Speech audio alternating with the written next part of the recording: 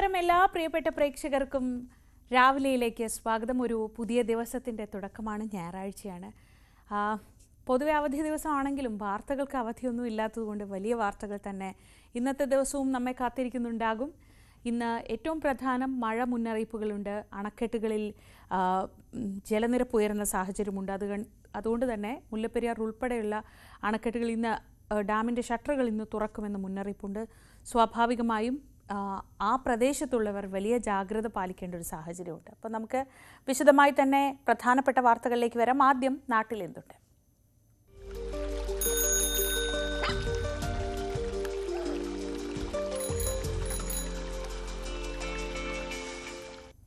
ആദ്യം മുല്ലപ്പെരിയാറിലേക്ക് തന്നെയാണ്. മുല്ലപ്പെരിയാർ ഡാമിലെ ജലനിരപ്പ് 136 അടിയിലെത്തി. ഇന്ന് രാവിലെ 10 മണിക്ക് ഡാം തുറക്കും. സെക്കൻഡിൽ പരമാവധി 1000 ഘനയടി വെള്ളമാവും തുറന്നു വിടുക. പെരിയാർ തീരത്ത് താമസിക്കുന്നവർക്ക് ജാഗ്രതാ നിർദ്ദേശം നൽകിയിട്ടുണ്ട്. പ്രിൻസ് ജെയിംസ് വിവരങ്ങളുമായി. പ്രിൻസ്, വളരെ അപൂർവമായി മാത്രമേ സ്പിൽവേ തുറക്കേണ്ട ഒരു സാഹചര്യമൊക്കെ ഉണ്ടാവാറുള്ളൂ. ഇപ്പോഴും നീരൊഴുക്കിൽ കാര്യമായ വർധനയുണ്ടോ? എങ്ങനെയാണ് ഈ ഡാമിൻ്റെ ഷട്ടറുകൾ തുറക്കുന്നത്, സ്പിൽവേ തുറക്കുന്നത് എങ്ങനെയാണ് ക്രമീകരിച്ചിരിക്കുന്നത്? Good morning. ഇന്ന് രാവിലെ 10 മണിയോടെ സ്പിൽവേ തുറക്കും, വെള്ളം പുറത്തേക്ക് വരുന്നതാണ് അറിയിപ്പ് ലഭിച്ചിരിക്കുന്നത്. എത്ര സ്പിൽവേകൾ ഉയർത്തി, എത്ര ഷട്ടറുകൾ ഉയർത്തി വെള്ളം പുറത്തേക്ക് എടുക്കുന്നത് സംബന്ധിച്ച് കൃത്യമായൊരു അറിയിപ്പ് ലഭിച്ചിട്ടില്ല. എങ്കിലും 1000 ഘനയടിയോളം വെള്ളം പുറത്തേക്ക് ഒഴുകുന്ന രീതിയിലായിരിക്കും വിതരണം നടത്തുക.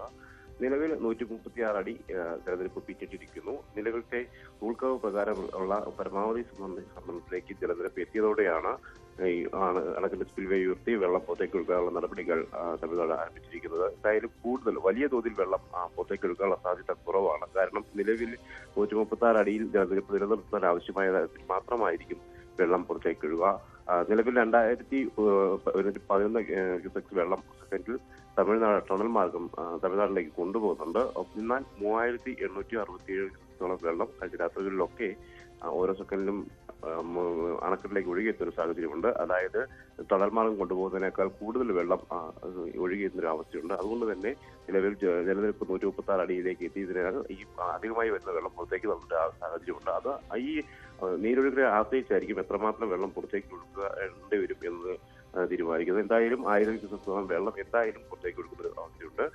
ഒപ്പം കഴിഞ്ഞ രാത്രിയിലൊക്കെ മഴയ്ക്ക് അല്പം കുറവുണ്ടെങ്കിലും വൃഷ്ടിപ്രദേശങ്ങളിലും പെരിയാർ തടാക മേഖലയിലും പെരിയാർ വനമേഖലയിലും ഒക്കെ മഴ ഇടപെട്ട് ശക്തമാകുന്ന സാഹചര്യം കൂടി ഉള്ളതുകൊണ്ട് തന്നെ മഴ പൂർണ്ണമായും മാറിയിട്ടില്ല. അതുകൊണ്ട് തന്നെ നീരൊഴുക്കിൽ വലിയ കുറവൊന്നും ഇന്നും സംഭവിക്കാനിടയില്ല. അതുകൊണ്ട് തന്നെ കൃത്യമായി വെള്ളം പുറത്തേക്ക് ഒഴുക്കുന്ന നടപടിയായിരിക്കും തമിഴ്നാട് സ്വീകരിക്കുക. എന്തായാലും വലിയ തോതിൽ വെള്ളം പുറത്തേക്ക് ഒഴുക്കാൻ സാധ്യതയില്ല. കാരണം 136 അടിയിൽ നിലനിർത്തുന്ന തരത്തിലുള്ള ക്രമീകരണം മാത്രമായിരിക്കും നടക്കുന്നത്.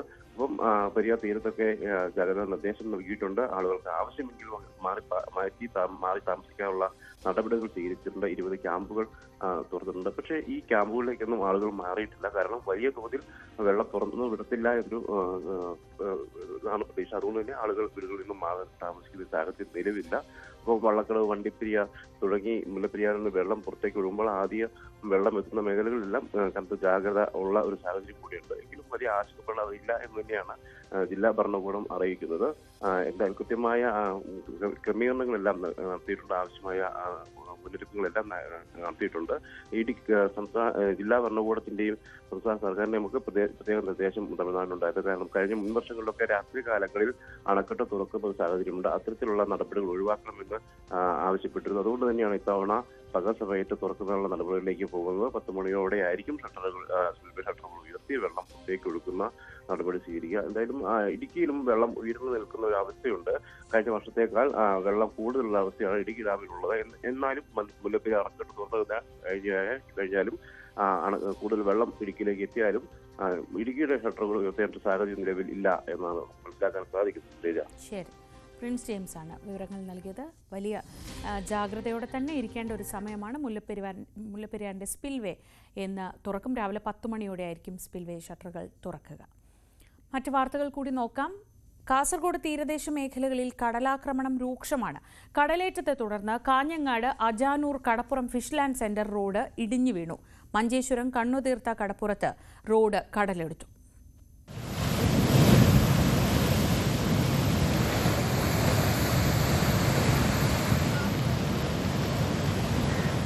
വയനാട് അജാനൂർ കടപ്പുറത്ത് കടലാക്രമണം രൂക്ഷമായി.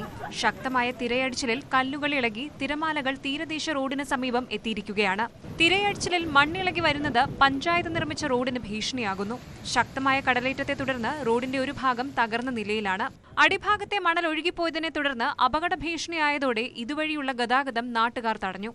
റോഡ് പൂർണ്ണമായും തകരുന്ന ഭീതിയിലാണ് പ്രദേശവാസികൾ.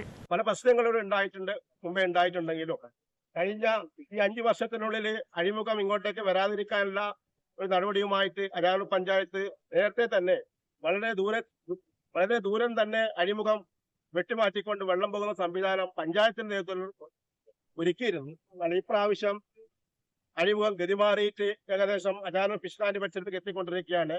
ആ അഴിമുഖം ഇങ്ങോട്ടേക്ക് ഗതിമാറി കഴിഞ്ഞാൽ ഈ ഭാഗത്ത് താമസിക്കുന്ന മത്സ്യത്തൊഴിലാളികളെ സംബന്ധിച്ചിടത്തോളം വളരെ ദയനീയാവസ്ഥയാണ്.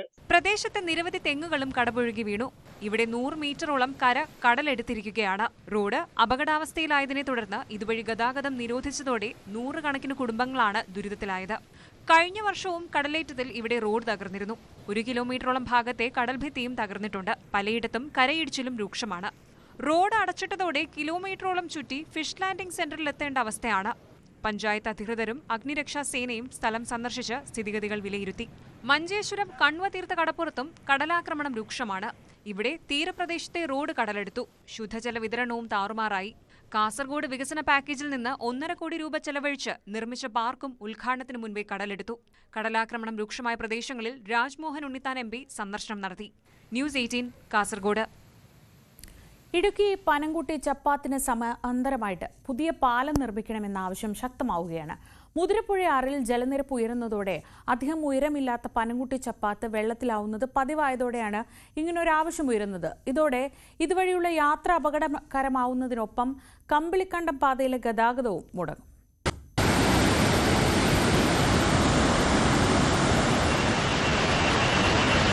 കല്ലാർകുട്ടി ഡാമിൽ നിന്നുള്ള വെള്ളം പെരിയാറിലെത്തുന്നത് മുതിരപ്പുഴയാറിലൂടെയാണ്. ഇതോടെ ആറിന് കുറുകെ പനംകുട്ടിയിലുള്ള ചപ്പാത്ത് വെള്ളത്തിൽ മുങ്ങും. ഉയരം കുറഞ്ഞ ചപ്പാത്ത് വെള്ളത്തിലാകുന്നതിനോടൊപ്പം പനംകുട്ടിയിൽ നിന്ന് കമ്പിളിക്കണ്ടത്തേക്കുള്ള ഗതാഗതവും മുടങ്ങും. ചപ്പാത്തിന് സമാന്തരമായി മുതിരപ്പുഴയാറിൽ പാലം നിർമ്മിക്കണമെന്ന് നാട്ടുകാർ ആവശ്യപ്പെടാൻ തുടങ്ങിയിട്ട് പതിറ്റാണ്ടുകളായി.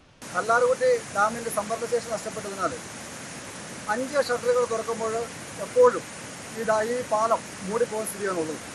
നമുക്ക് ഈ പാലം പുതുക്കിപ്പണത് ഈ പ്രദേശത്തെ ജനവാസ മേഖലയെ ഒരു സുരക്ഷിതമായ അവസ്ഥയിലോട്ട് എത്തിക്കുവാൻ നമുക്ക് ഗവൺമെന്റ് ആവശ്യമായ നടപടി നടത്തണമെന്നാണ് നമുക്ക് സൂചിപ്പിക്കാനുള്ളത്. കൊന്നത്തടി പഞ്ചായത്തിൽ നിന്ന് അടിമാലി കുമിളി ദേശീയപാതയിലേക്ക് എത്താനുള്ള ഏറ്റവും പ്രധാന റോഡുകളിൽ ഒന്നാണ് കമ്പിളിക്കണ്ടം പനംകുട്ടി റോഡ്. റോഡിന്റെ നിർമ്മാണം പൂർത്തീകരിച്ചെങ്കിലും പനംകുട്ടിയിലെ ചപ്പാത്തിന് പകരം പാലം കൂടി നിർമ്മിച്ചാലേ നാട്ടുകാർക്ക് യാത്ര എളുപ്പമാകൂ. കൈവരി ഉൾപ്പെടെ സുരക്ഷാ സംവിധാനങ്ങളില്ലാത്ത ചപ്പാത്തിലൂടെയുള്ള ദുരിതയാത്രയ്ക്ക് പരിഹാരം തേടുകയാണ് നാട്ടുകാർ. ന്യൂസ് 18 ഇടുക്കി. ചുരുളിക്കൊമ്പൻ വാളയാറിലെത്തി. ചുരുളിക്കൊമ്പൻ എന്ന PT5 ആന ജനവാസ മേഖലയിൽ കഴിഞ്ഞ ദിവസമാണ് എത്തിയത്. വാളയാർ മേഖലയിലുള്ള ജനങ്ങളൊക്കെ ഇതോടെ വലിയ ആശങ്കയിലാണ്. ഒരു തവണ വനത്തിലേക്ക് കയറ്റിവിട്ടിട്ടും വീണ്ടും ജനവാസ മേഖലയിലേക്ക് PT5 തിരികെ എത്തുകയായിരുന്നു.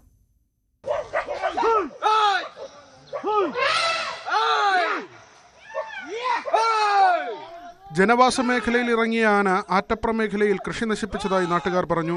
കഴിഞ്ഞ ദിവസം വനം വകുപ്പ് കുങ്കിയാനയെ എത്തിച്ചും പടക്കം പൊട്ടിച്ചും കാട് കയറ്റിയ കൊമ്പനാണ് ദിവസങ്ങൾക്കകം വീണ്ടും തിരിച്ചെത്തിയത്. ആനയെ തുരത്തുന്ന നാട്ടുകാരും നാട്ടുകാർക്ക് നേരെ ചിഹ്നം വിളിച്ചെടുക്കുന്ന ചുരുളിക്കൊമ്പനും എന്നതാണ് നിലവിലെ സ്ഥിതി.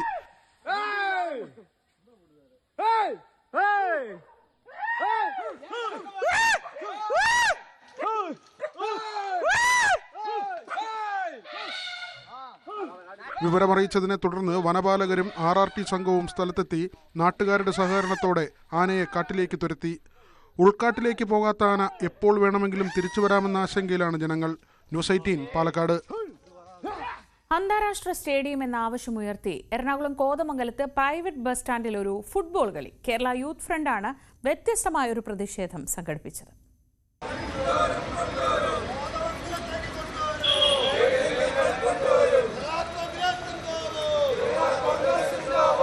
കോതമംഗലത്ത് അന്താരാഷ്ട്ര സ്റ്റേഡിയം വരുന്നതിന് തടസ്സം സംസ്ഥാന സർക്കാരും സ്ഥലം MLAയുമാണെന്ന് കേരള യൂത്ത് ഫ്രണ്ട് ആരോപിക്കുന്നു. UDFന്റെ സ്വപ്ന പദ്ധതി നടപ്പാക്കുന്നില്ലെന്ന് പാർട്ടി ജില്ലാ പ്രസിഡന്റും UDF ജില്ലാ കൺവീനറുമായ ഷിബു തെക്കുംപുറം ആരോപിച്ചു. സ്റ്റേഡിയത്തിന് ആവശ്യമായ 8 ഏക്കർ സ്ഥലവും 15 കോടി രൂപയും അനുവദിച്ചുകൊണ്ടാണ് സ്റ്റേഡിയത്തിൻ്റെ നിർമ്മാണ പ്രവർത്തനങ്ങൾ ചേലാട്ടിൽ ആരംഭിച്ചത്. 400 metre track, swimming pool, hostel, എല്ലാ സൗകര്യങ്ങളും കൂടിയ അന്താരാഷ്ട്ര നിലവാരത്തോടു കൂടിയ ഒരു സ്റ്റേഡിയമാണ് കോതമംഗലം ചേലാട്ടിൽ UDFന്റെ കാലത്ത് വിഭാവനം ചെയ്ത് നിർമ്മാണം ആരംഭിച്ചത്. പക്ഷേ പിന്നീട് വന്ന ഇടതുപക്ഷ ജനാധിപത്യ മുന്നണിയുടെ ഗവൺമെന്റ് പണം കൊടുക്കാത്തത് കൊണ്ട് കോൺട്രാക്ടർ ആ സ്റ്റേഡിയം നിർമ്മാണം ഉപേക്ഷിച്ചു പോയി.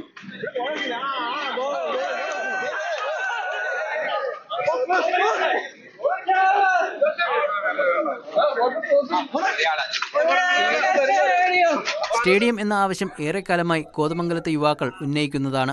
സ്കൂൾ വിദ്യാർത്ഥികളും യുവജന സംഘടനകളും ഉൾപ്പെടെ പലതവണ ഈ ആവശ്യം ഉയർത്തിയിരുന്നു. അധികൃതരുടെ അവഗണനയിൽ പ്രതിഷേധിച്ചാണ് കേരള യൂത്ത് ഫ്രണ്ട് ബസ് സ്റ്റാൻഡിൽ ഫുട്ബോൾ കളിച്ചത്. ന്യൂസ് 18 കോതമംഗലം. ആലപ്പുഴ ചേർത്തലയിൽ കുടിവെള്ള ടാങ്കിൽ ഇറങ്ങി കുളിച്ച യുവാക്കൾ പിടിയിൽ. 3 യുവാക്കളെയാണ് പോലീസ് കസ്റ്റഡിയിലെടുത്തത്. റീൽസ് ചിത്രീകരിക്കുന്നതിനിടെ നാട്ടുകാർ യുവാക്കളെ പോലീസിൽ ഏൽപ്പിക്കുകയായിരുന്നു. വഴിവിളക്കുകൾ കത്താത്തതിനാൽ കൊല്ലം ഓലയിൽ കടവിലും വേറിട്ടൊരു പ്രതിഷേധം നടന്നു. ചൂട്ടുകെട്ട് കത്തിച്ചായിരുന്നു പ്രതിഷേധം. KSRTC സ്റ്റാൻഡ് മുതൽ ഓലയിൽ കടവ് വരെ അഷ്ടമുടിക്കായലിന് മുകളിലൂടെ പാലത്തിലെ വഴിവിളക്കുകളാണ് പ്രകാശിക്കാത്തത്. കൊല്ലം കോർപ്പറേഷനെതിരെ പാലത്തിലൂടെ ചൂട്ടുകെട്ടുമായി BJP പ്രവർത്തകർ പ്രതിഷേധിച്ചു.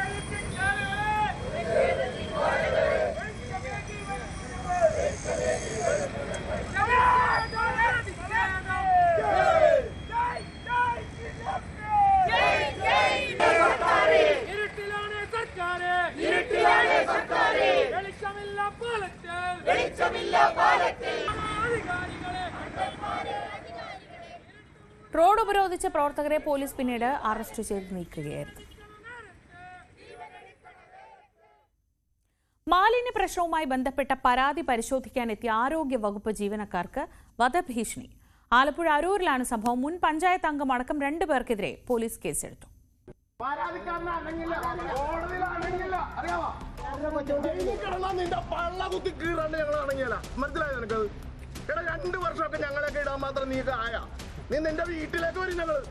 അരൂർ പഞ്ചായത്തിൽ 1-ാം വാർഡിലാണ് സംഭവം. കക്കൂസ് മാലിന്യമടക്കം ജനവാസ മേഖലയിലേക്ക് ഒഴുക്കിവിടുന്ന നാട്ടുകാരുടെ പരാതി പരിശോധിക്കാനാണ് ആരോഗ്യവകുപ്പ് സംഘമെത്തിയത്. ഹെൽത്ത് ഇൻസ്പെക്ടർമാരും പഞ്ചായത്ത് സെക്രട്ടറിയും അടങ്ങിയ സംഘത്തെ ഒരു വിഭാഗം ആളുകൾ തടഞ്ഞു. പിന്നീട് തെറിവിളിയും ഭീഷണിയും. ഒരു ഘട്ടത്തിൽ വധഭീഷണി വരെ എതിർപ്പുമായി വന്നവർ മുഴക്കി. മനസ്സിലായോ നിനക്കത്? 2 വർഷമൊക്കെ ഞങ്ങളൊക്കെ ഇടാൻ മാത്രം നീക്ക് ആയാ? നീ നിന്റെ വീട്ടിലേക്ക് വരും ഞങ്ങള്. നീ ചിരിക്കേണ്ട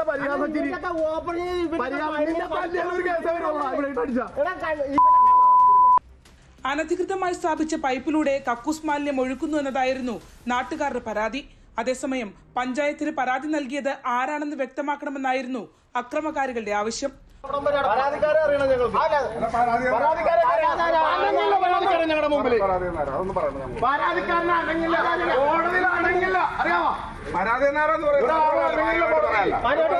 വധഭീഷണി മുഴക്കിയ മുൻ പഞ്ചായത്ത് അംഗം CA പ്രദീപ്, ജസ്റ്റിൻ സേവ്യർ എന്നിവർക്കെതിരെ പോലീസ് കേസെടുത്തു.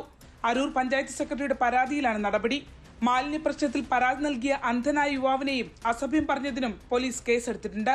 പ്രതികളായ 2 പേരും ഒളിവിലാണ്. ന്യൂസ് 18 ആലപ്പുഴ.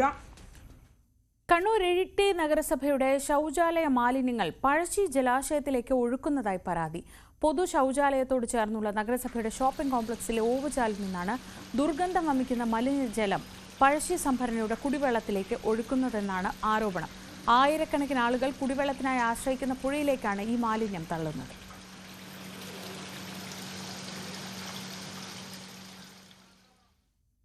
കൊല്ലത്ത് കുടുംബ വഴക്കിനെ തുടർന്ന് സഹോദരൻ ജ്യേഷ്ഠനെ തലക്കടിച്ചു കൊന്നു. പത്തനാപുരം പുന്നല കണ്ണങ്കര വടക്കേതിൽ അനിരുദ്ധനെയാണ് സഹോദരൻ ജയൻ കൊലപ്പെടുത്തിയത്.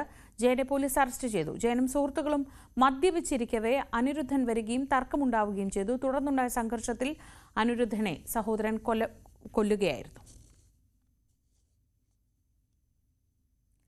സാമൂഹ്യവിരുദ്ധർ താവളമാക്കി മാറ്റിയിരിക്കുകയാണ് കുറ്റിപ്പുറം ടെക്നിക്കൽ ഹൈസ്കൂൾ പരിസരം. വിദ്യാർത്ഥികളുടെ ആരോഗ്യത്തിന് ഭീഷണിയായി കൊതുക് വളർത്ത കേന്ദ്രമായും സ്കൂളിന്റെ പുറകുവശം മാറിയിട്ടുണ്ട്. വർഷങ്ങൾക്ക് മുൻപ് ഡെങ്കിയും കോളറയും അടക്കം റിപ്പോർട്ട് ചെയ്ത സ്ഥലത്ത് ഇന്ന് വീണ്ടും അതേ ഭീതിയിലാണ് നാട്ടുകാർ. കുറ്റിപ്പുറത്തെ ടെക്നിക്കൽ ഹൈസ്കൂളിന്റെ പിൻവശമാണ് നാട്ടുകാരുടെയും കുട്ടികളുടെയും സ്വൈരജീവിതത്തിനും ആരോഗ്യത്തിനും ഭീഷണിയായി മാറിയിരിക്കുന്നത്. ഹൈസ്കൂൾ പരിസരവും ഇതിന് പിറകുവശവും സാമൂഹ്യവിരുദ്ധരും ഇഴജന്തുക്കളും താവളമാക്കിയതോടെ നാട്ടുകാരുടെയും കുട്ടികളുടെയും സമാധാന ജീവിതം തകർന്നിരിക്കുന്നു. ഇതിന് പുറമെയാണ് ഹൈസ്കൂൾ പരിസരം ആരോഗ്യഭീതി ജനിപ്പിച്ച് കൊതുക് വളർത്തൽ കേന്ദ്രമായി മാറിയിരിക്കുന്നത്. ഹൈസ്കൂളിന്റെ ചുറ്റുമതിൽ പലയിടത്തും പൊളിഞ്ഞുകിടക്കുന്നതിനാൽ രാത്രികാലങ്ങളിൽ കള്ളന്മാരുടെയും സാമൂഹ്യവിരുദ്ധരുടെയും ഒക്കെ സങ്കേതമായി ഇവിടം മാറുന്നു. സ്കൂൾ പരിസരത്തെ പുൽക്കാടുകൾക്കിടയിൽ നിന്ന് വിഷപ്പാമ്പുകൾ ഇഴഞ്ഞെത്തുന്നതും നാട്ടുകാരെ ഭീതിയിലാഴ്ത്തുന്നു. ഇവിടെ ഈ സന്ധ്യാസമയത്തായി കഴിഞ്ഞു കഴിഞ്ഞാൽ ഈ കൊതുകുകളെല്ലാം കൂടി എല്ലാ വിവിധ വർഗത്തിലുള്ള കൊതുകുകളെല്ലാം കൂടി ഈ പരിസരവാസികളെ മുഴുവൻ കടിച്ച് അങ്ങനത്തെ ഒരു അവസ്ഥയാണ് ഇവിടെ ഉള്ളത്. പിന്നെ അതിന് കാരണം എന്താ വെച്ചാൽ ഇവിടെ ഈ കെട്ടിക്കിടക്കുന്ന ഈ വെള്ളക്കെട്ടാണ്. ഈ വെള്ളക്കെട്ട് ഒഴിവാക്കിയാൽ പിന്നെ അതിലുള്ള ബാക്കി വെള്ളം ഈ ഓടയിൽ കൂടെ ഒഴിച്ചു വിടുകയാണെങ്കിൽ പിന്നെ ഈ കൊതുക് പ്രശ്നം തീരുന്നതാണ് ഞങ്ങളുടെ വിശ്വാസം. മഴക്കാലം ആരംഭിച്ചതോടെ ചെളിയും വെള്ളവും കെട്ടിക്കിടക്കുകയാണ് ഇവിടെ. അതുകൊണ്ട് തന്നെ നേരം ഇരുട്ടുന്നതോടെ കൊതുകുകളുടെ കൂട്ടത്തോടെയുള്ള വരവും നാട്ടുകാരെ വലയ്ക്കുന്നു. ടെക്നിക്കൽ ഹൈസ്കൂൾ ഇതിന് വേണ്ടിയിട്ടും അതിൻ്റെ അധികൃതരും ഉന്നത വിദ്യാഭ്യാസ വകുപ്പും ഒന്നും ഇതിനു വേണ്ടി ഇതുവരെ ശ്രമിച്ചിട്ടില്ല. ഇവിടെ ഒന്നാമത് സ്കൂൾ അധികൃതർ ഈ ഭാഗത്തേക്ക് നോക്കുന്നില്ല. കാരണം അത്രയും വലിയ ദൂരെ 5-8 ഏക്കർ സ്ഥലമുണ്ട് ഇവിടെ ടോട്ടൽ.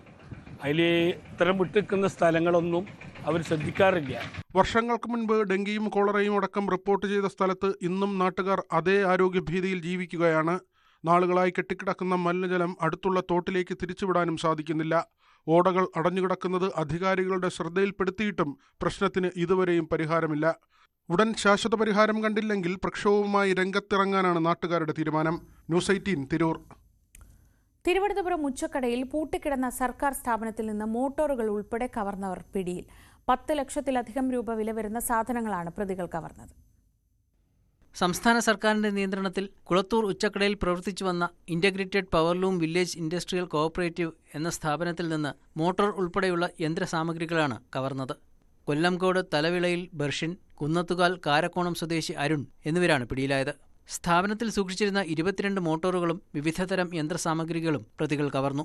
കോവിഡ് വ്യാപന സമയത്ത് പൂട്ടിയ സ്ഥാപനം പിന്നെ കാടുപിടിച്ച് നശിക്കുകയായിരുന്നു. ഇവിടെയാണ് പ്രതികൾ കവർച്ച നടത്തിയത്. പ്രായപൂർത്തിയാകാത്ത കുട്ടികളെ ഉൾപ്പെടുത്തി ഇത്തരം മോഷണങ്ങൾ നടത്തുന്ന ആളാണ് ബർഷിനെന്നും കുട്ടികൾ മോഷ്ടിച്ചു കൊണ്ടുവരുന്ന ഇതുപോലുള്ള സാധനങ്ങൾ അരുണിന്റെ അമ്മാവന്റെ ആക്രിക്കടയിലാണ് വിൽക്കുന്നതെന്നും പോലീസ് പറഞ്ഞു. ന്യൂസ് 18 നെയ്യാറ്റിൻകര. തിരുവനന്തപുരം നെയ്യാറ്റിൻകരയിൽ അളവിൽ കൂടുതൽ വിദേശ നിർമ്മിത മദ്യം കൈവശം വച്ച ഗുണ്ടാ നേതാവ് പിടിയിൽ. 30-ലധികം കേസിൽ പ്രതിയായ പൂവാർ സ്വദേശി ജോണിനെയാണ് പോലീസ് പിടികൂടിയത്. പൂവാർ പോലീസ് സ്റ്റേഷൻ പരിധിയിലെ റൌഡി ലിസ്റ്റിൽ ഉൾപ്പെട്ട പ്രതിയാണ് ജോണി. നെയ്യാറ്റിൻകര സബ് ഡിവിഷനിൽ മാത്രം 30-ലധികം കേസിൽ പ്രതിയാണ്. സെർച്ച് വാറന്റ് അനുസരിച്ച് നടത്തിയ പരിശോധനയിലാണ് മുന്തിയ ഇനം വിദേശ നിർമ്മിത മദ്യങ്ങളും വ്യാജചാരായവും പ്രതിയുടെ വീട്ടിൽ നിന്ന് പിടികൂടിയത്. ജോണിയിൽ നിന്ന് 20 ലിറ്ററിലധികം വിദേശ നിർമ്മിത മദ്യത്തിനു പുറമെ പോണ്ടിച്ചേരി നിർമ്മിത മദ്യവും ചാരായവും ബിയറും 6 കുപ്പി വൈനും 17 കുപ്പി നോൺ ആൽക്കഹോളിക് കർണാടക ബിയറും പിടിച്ചെടുത്തു. വ്യാജ പാസ്പോർട്ട് കൈവശം വെച്ചതിനു പുറമെ പോലീസിനെ ആക്രമിച്ചതുൾപ്പെടെ 6 കേസുകൾ ഇയാളുടെ പേരിലുണ്ട്. പ്രദേശത്തെ സ്ഥിരം അക്രമിയായ ഇയാൾക്കായി തെരച്ചിൽ നടക്കവെയാണ് പോലീസിന്റെ പിടിയിലായത്. ന്യൂസ് 18 നെയ്യാറ്റിൻകര. ഈ ദിവസത്തെ പ്രധാന വാർത്തകളിലേക്ക് നമ്മൾ മടങ്ങിവരും. ഒരു ചെറിയ ഇടവേളയ്ക്ക് ശേഷം ഇടവേളയിൽ കാണാം നല്ല വാക്ക്.